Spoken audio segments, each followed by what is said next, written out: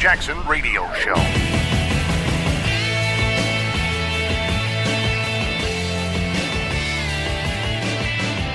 Welcome back, everybody. Kevin Jackson here, author of Race Pimping, racepimping.com, and also radio show host at the Kevin Jackson Radio Show, kjradio.com. I want to talk to you about the stupidity of liberalism as it pertains to the police. Now, you guys know, don't go there. You know how much I love the police. I think these guys are awesome. I'm not telling you that all of them are great, but the majority of the police that I've run into are amazing guys.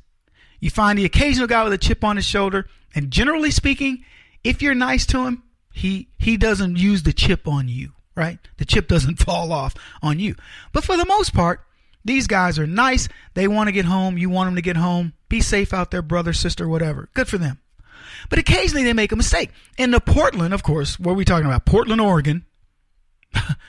They have decided to do something in the police department that I find unbelievable. They're going to get rid of their gang database.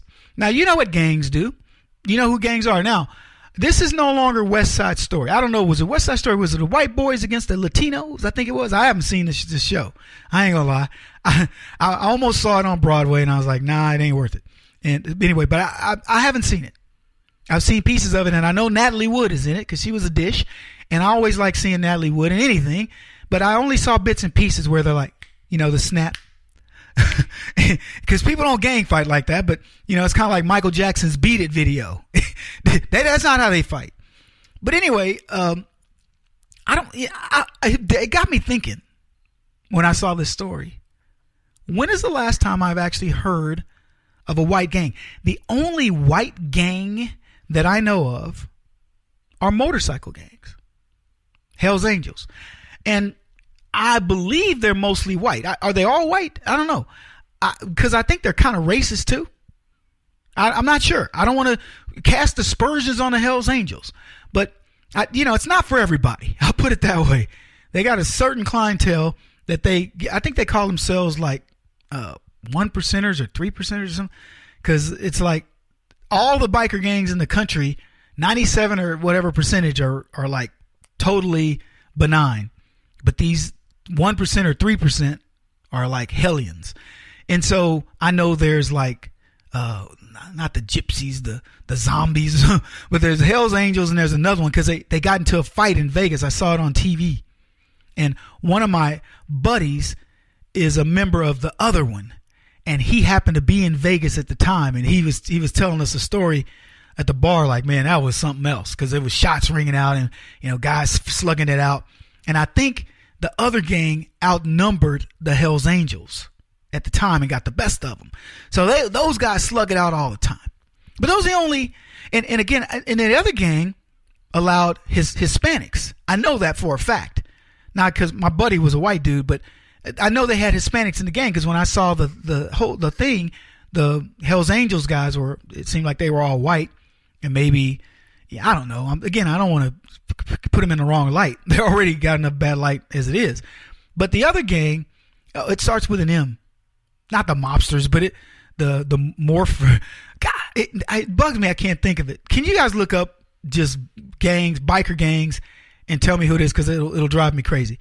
But anyway, so the point is, those are the only white gangs I know, and they don't do business the way, like the Crips and the Bloods and the MS-13 and all that.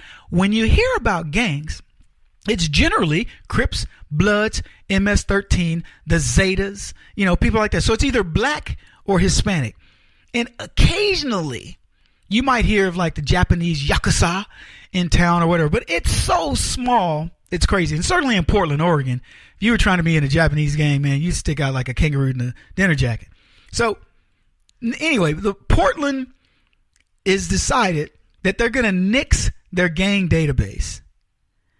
And here's what the article says.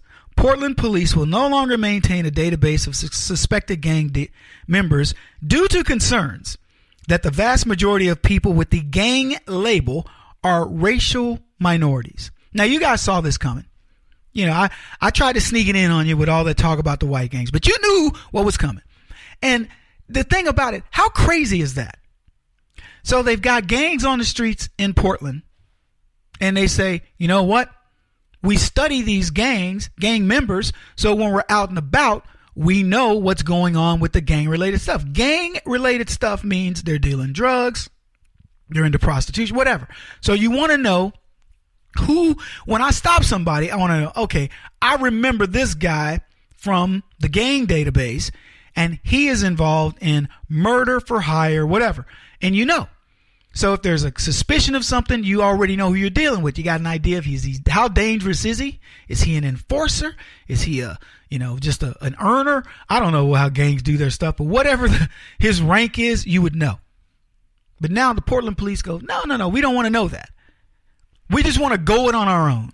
We don't want anybody to believe that we're profiling gang members. Now, the thing you might be saying to yourself is, well, Kevin, are they saying that there are no white people in gangs? I guess. I'm sure in the gangs around Portland, there's the occasional wigger, that's what they call him, white dude who's joining the Crips. I don't know. I'm just guessing because, Eminem is a rapper, right? So you have to figure there's got to be at least one dude that's in a black gang somewhere. Do they join the Hispanic gangs? Maybe there's a white dude that speaks Spanish and he's part of the whole gang scene over there. I don't know. But what I can tell you is, for the most part, white kids that I know are no longer doing a whole lot of gang banging. Now, I haven't been to the poor areas of town where white people live, but my suspicion is it's kind of played out. They're like, we're poor, but big deal. I haven't seen it. Maybe you guys can enlighten me. 844-551-8255. Maybe you are in a white gang. Maybe one of your kids are, or your daughter. Who knows? I'm just saying. I'm not saying. I don't want it all to be boys. Maybe you know somebody, a white kid in a gang. I just don't. And I don't even hear about it. Starting October 15th, the Portland Police Bureau will end the 20-year practice of issuing gang member designations, which people say can lead to, quote, unintended consequences and a lifelong stigma, even for those who've given up the gang lifestyle. I don't disagree with that. If you want to say, look, Charlie, he used to be in a gang in the 60s, but he's 72. He's not gang banging. I get that. But I don't get it for the kids that you still suspect being in the gangs. I don't get it. It says officials intend to notify approximately 300 people on the gang list bureau that the gang list bureau will purge all records related to the designation. So they're going to not only do it, they're going to tell them you've been purged. City officials and community activists have long urged the bureau to stop attaching the gang designation to criminal suspects, claiming the practice disproportionately impacted people of color. I wonder why. Crips and Bloods. Why is it everybody knows who the heck a Crip or a Blood is? Because there's a lot of black folks in gangs. But we're going to solve the problem, typically, the way black liberals do, by pretending it doesn't exist. Yeah, that works every time, doesn't it? Certainly help black people in schools and, in business and elsewhere.